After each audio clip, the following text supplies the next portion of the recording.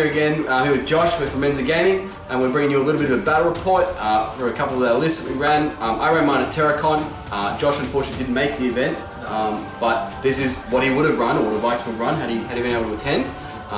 It's a pretty favourable matchup to me, I think. We'll go through the list in a second, but you'll see it's a Tau Grey Knight sort of thing against Josh's Orkz with running a standard CAD and a Dread Mob. The Dread Mob, right? So the Tau contingent in my Terracon list, I took the pen chip and the command and control node, really good at taking out light mech. So probably a hard counter in many ways to the what's it called? Sorry, the Death Mob. Dread Mob. The Dread Mob. Sorry, the Dread Mob. So yeah, we'll see what happens though. We'll play the game and see how it plans out. Any opening observations or statements or disclaimers, Josh? Not really. Is it family friendly? Looking forward to getting into it, smashing face. All right. Well, we'll run through it and we'll see what happens.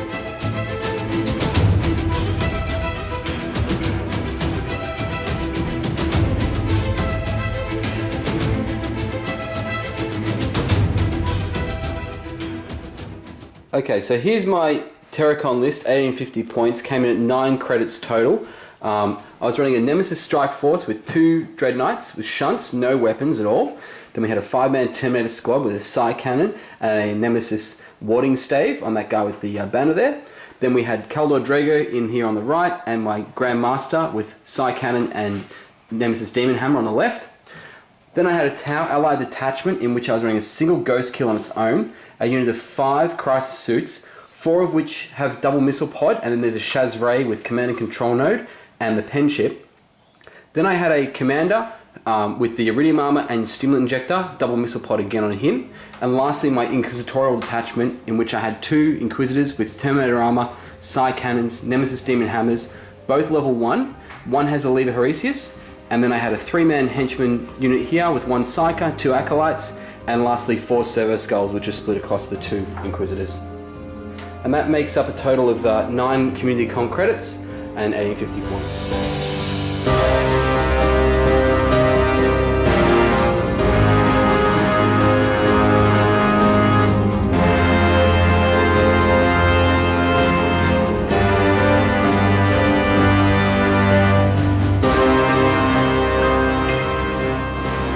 Okay, so today I'm going to be playing against Sven's Orc list. He didn't unfortunately get to attend Terracon, but this is what he would have taken had he been able to make it. So Sven, what do we got here? Let's walk through it. You've got 1 Warboss and Mega Armor, and you have the Lucky Stick with them. And then followed up, he's got 20 boys with a Claw in there, knob upgrade. Yep. And then same unit times 2. And then over here we have a Dread Mob formation. And in this Dread Mob formation, we have 1 Pain Boy, 1 Big Mac. Mm-hmm. We have 3 lots of Killer Cans, 3 of 3. 3 with custom Mega Blasters and Grot Riggers.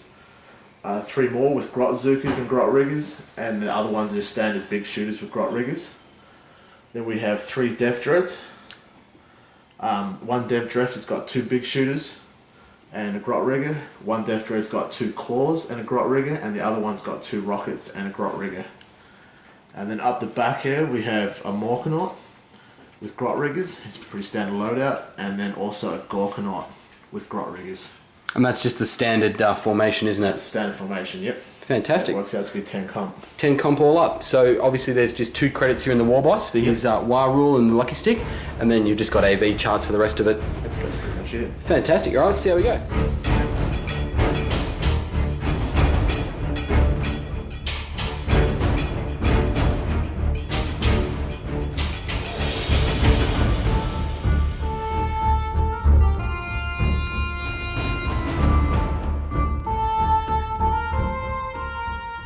Okay, so we've rolled up our Warlord traits and table sides and so on and so forth. We're doing corners on this map. We're doing the same mission format that we ran at Masquerade. We've seen in other places. Cleanse Control for the Maelstrom, using kill points and Maelstrom and Eternal War. Sven's just going to deploy in his corner over there now. I won the roll to deploy, so I won the roll to choose, so I've chosen this corner over here. And Sven's obviously going over there. He'll be deploying first. And probably going first unless I can seize. As far as the objectives went, I did my best to try and spread them out as much as possible by putting them all the different objectives in different corners, because I feel like I have more mobility than Sven does. He's going to be coming at me with a big wall of orcs. I'm hoping at some point I'll just gate the other side of the board and hopefully, you know, cap things that way. As far as psychic powers went and war traits, Sven got like a thunderbolt, which allows him to reroll every dice for for running and then charging, which is pretty good for him. And I rolled up extra sanctic power. I've thrown 4 dice at the sanctic tree, didn't get sanctuary. I ended up with hammerhand, purge soul, vortex, and cleansing flame. Cleansing flame's been pretty good in this matchup if I can get a good deep strike. So yeah, we'll see what happens. So we're going to go through deployment and we'll come back after this.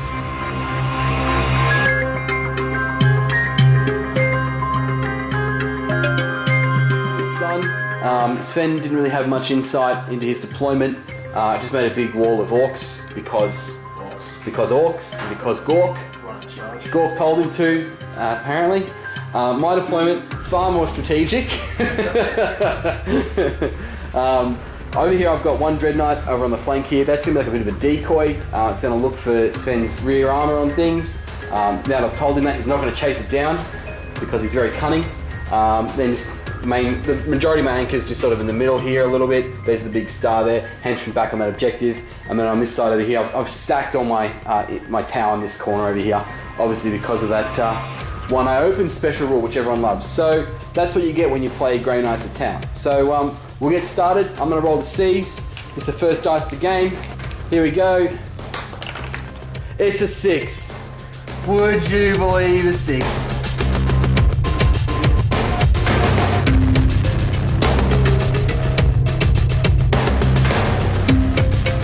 So at the end of the top of turn 1, I was obviously able to seize, which Josh was very impressed with. He thought that was amazing. He has survived the tower onslaught, however, so he's pretty chuffed. So yeah, pretty slow turn for me, just getting position, just sort of hanging back over here, move these guys up, looking for some angles on some of this stuff here. The tower contingent, Dackett in here, we've got 4 hull points off on the, is this the Gorkanaut or that's the Mork? That's the Gork. That is the Gork. So we've got 4 hull points on the Gork. We popped this killer can at the back here, sorry, this Death Dread at the back. 1 Death Dread down, some wounds there, and took out some of these boys as well. They're a little less cluttered in there. And that pretty much sums up my turn 1. Managed to get 2 cards, all in all, can't be disappointed. Over to Josh's turn.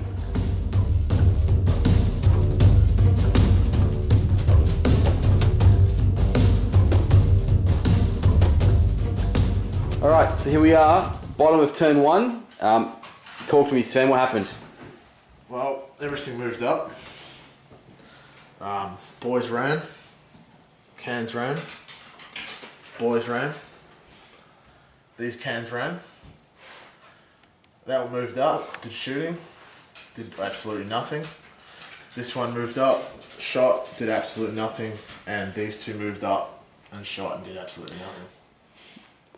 Okay, so Orc shooting not very good against 2-up armor save units, and everything here has a 2-up armor save or has a tank with a 2-up armor save. You're going for supremacy. You needed the 6-on-6 to get over this objective over here with the Orc boys. Unfortunately, we missed out on the supremacy, which would have been pretty big. But you still got 4 VP that round through cards. So yeah, pretty good round all up, I think. That's it. All right, on to turn 2.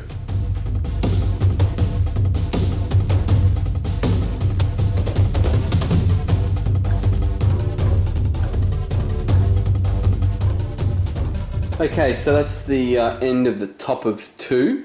Grey Knights really laying the pain on this turn. Well, Tau laying the pain on this turn. The suit unit obviously managed to kill the, finish off the the Gork, and also completely obliterated that unit of 3 Death Dreads there.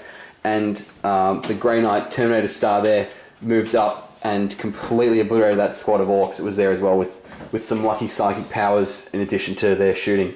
We pulled back over there with that Dread Knight, and then the rest of Sven's army is sort of like chuffing up this side of the board. So we'll see what happens here as I sort of like close it up. See what happens.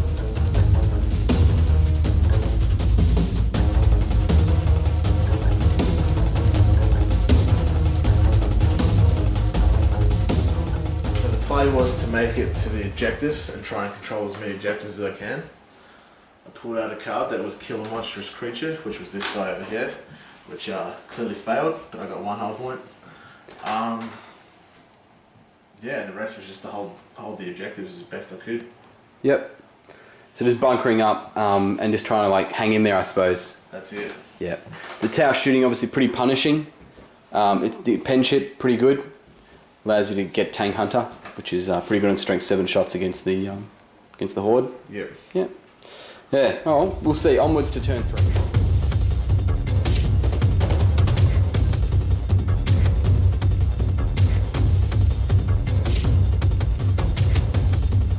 Okay, so a pretty humorous turn for me. I went for a big deep strike. When I say big, I thought it was pretty comfortably placed.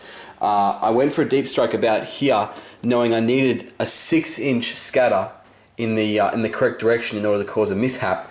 And I've got the servo skull there, so I'm only rolling 1d6. But fate has it that I rolled the 6 inches directly towards his unit. I did perils, and then I followed up with a 1. So I lost my star to a gate, and it just goes to show you that, you know, the game is never set. The game is never over, obviously. Tower kept doing their thing, and they're just sort of pushing up the side here, up this little flank, putting a lot of damage into those walkers over there, but lost a star. So I think it was 6 BP for that. Sorry, 6 VP for that, because there was 5 units in there, plus Warlord. So, bit of a hit, but I'm confident that with Tower on my side, I can still do it. On to Josh's turn 3. Got enough cheese there. Enough cheese, says Josh. On to turn 3.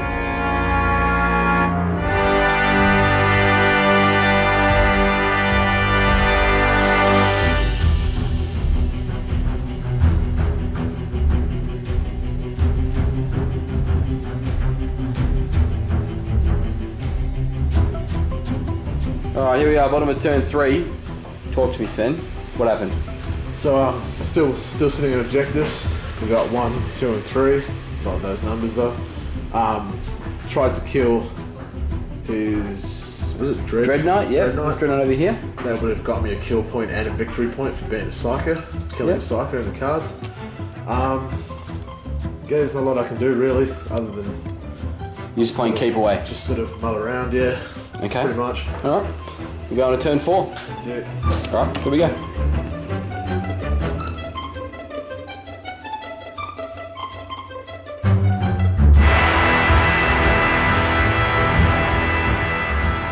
Alright, so that's the end of the Grey Knight's turn 4. Nothing surprising here. The tower element just keeps moving down the side of the board there, chipping away, just absolutely eating those light mech. Just eats light mech. The CNC node coupled with pen chip is a nightmare for this sort of build. Sven's got a very tough matchup, obviously. So they've just been doing their thing. The Dread Knight there went in charge. This Dread Knight here, he backed up, went for some toe-in ruins over there because I had my Psycho back here with Shrouding. So I've just got a little bubble there with a 2-up cover save in case he tries to finish it off with any AP2. And I'm just going to keep moving up this side of the board now. Obviously in a pretty dominant position. However, the game is coming to a close and I've lost a lot of kill points. So we'll see what happens.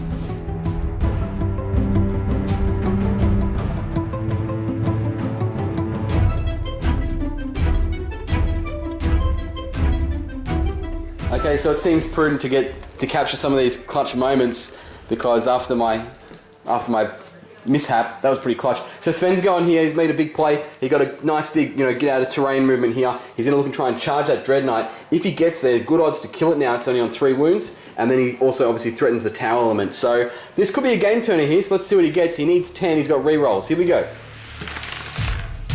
That's a 7. Oh, all he needs here is a 4 or more. He gets it! He's in with 11 dice. He's getting excited. All right, here we go. We'll come back after this this combat.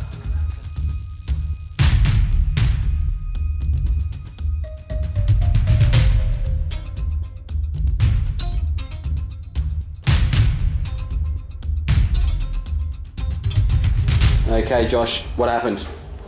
Well, we got in, challenged the knob, he killed the knob, and it left my boys and the war boss to swing freely. And with the power of the claw, the lucky stick, we took care of him. So a bit of lucky stick action there. That's it. Yeah, good stuff, man. Bit of blue paint on the stick.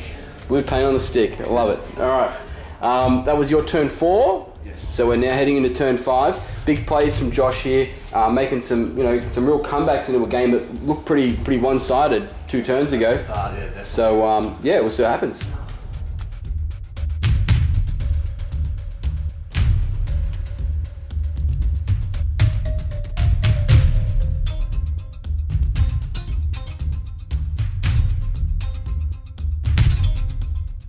Okay, what looked like it was going to be a landslide victory has sort of petered out to a let's just try and scrape over the line if possible. Got some good cards. Managed to pick up objective 6 here with my Dread Knight, who's had to use shunt move to achieve that, and then just backed up with the suits and with the ghost kill here and put some damage out. Killed the Death Dread, but did manage to finish off the big boy over there. So Tower Daka not quite as potent as it has been in previous rounds. So Josh is now doing his turn 5. The game could end here. We'll see what happens.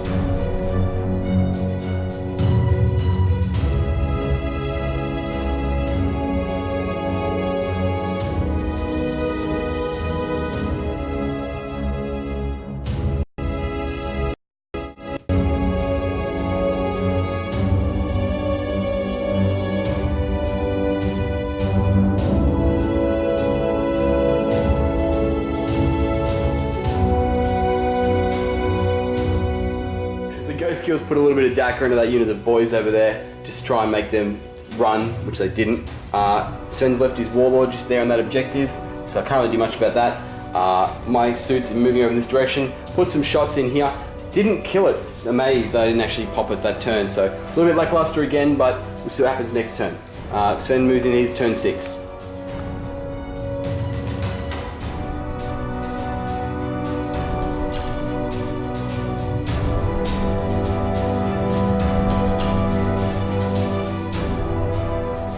Okay, the turn's getting pretty quick now, with not much left on the board for either player. Sven, how'd you go on your turn? This is a big turn 6 for you. Oh, good move back. I had to take a morale check on them and they passed. A nice 5. And then Mech gave him back 1 hull point, and he also generated back 1 hull point through the grot riggers. So you're regaining hull points faster than I can put them on there. That's it. So you're getting really good value out of that this turn. Oh, that's good, man. Alright, so that's the end of turn 6. Yes. Let's roll a dice, see if the game goes on. These are lucky dice. It goes on. He's rolled a 5. So we're now going to turn 7. We'll be back after this.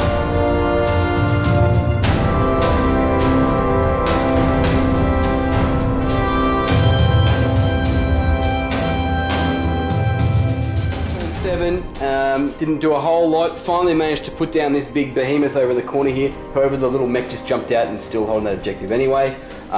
Unable to budge this unkillable war boss here with the lucky stick on that mega armored war boss. And then just consolidated everything back, and that's my turn 7. I'm drawing really good cards this stage in the game. When you get really good cards on turns 5, turn 6, it's pretty devastating. So we'll see if I'm able to sort of win back some points here. See what happens.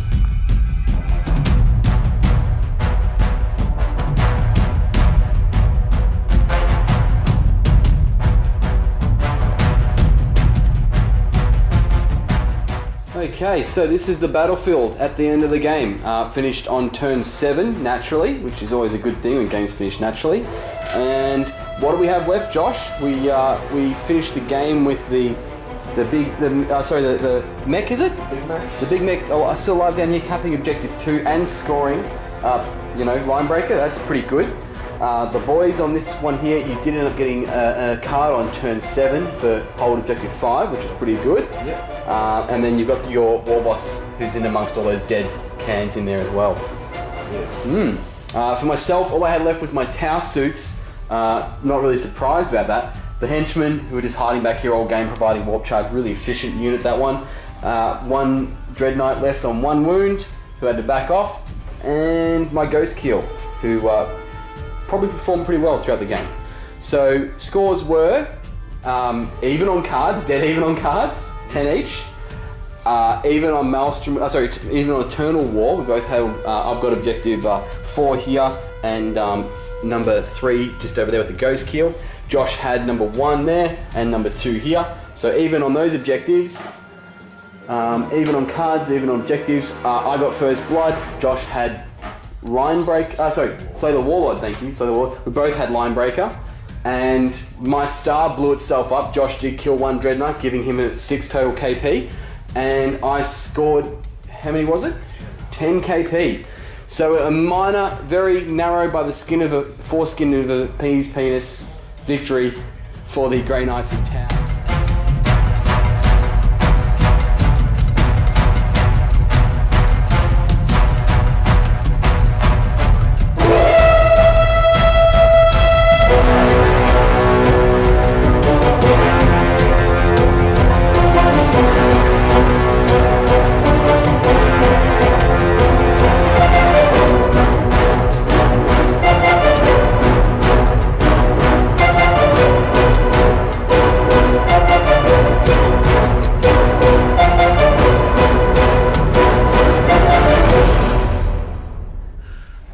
Okay, so the good guys won, as they should. The bad guys lost, again.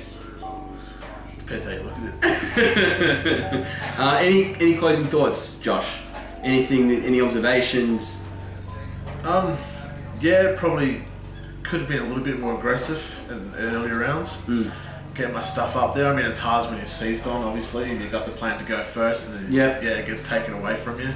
And being Orkz, that's a huge issue. Didn't do a huge amount of damage on my first turn. I mean, I did kill one Death Dread and put a couple hull points on the Gorkanaut. Yeah. So it's not a devastating amount of firepower you hit with. No. But obviously I did get good position from there. I think that obviously, as you said, maybe a little bit more aggression from the get-go. You sort of split your army a little bit and you sort of went off to one side with some of it, and then the rest of it was sort of over here. And I just dumped everything on the left side of the board. Yeah. Oh, it's something to learn for next time, I reckon. So, MVP for the round? Probably my war boss for sure. He gets it done, so especially with that lucky stick in there. Yeah, definitely worth the comp. Gets the rolls, yeah, definitely. Yeah, he's pretty beasty. So he single-handedly basically killed a Dread Knight on his own. Even the rerolls to hit and wound and stuff, like, it's just devastating. Yeah, it's it.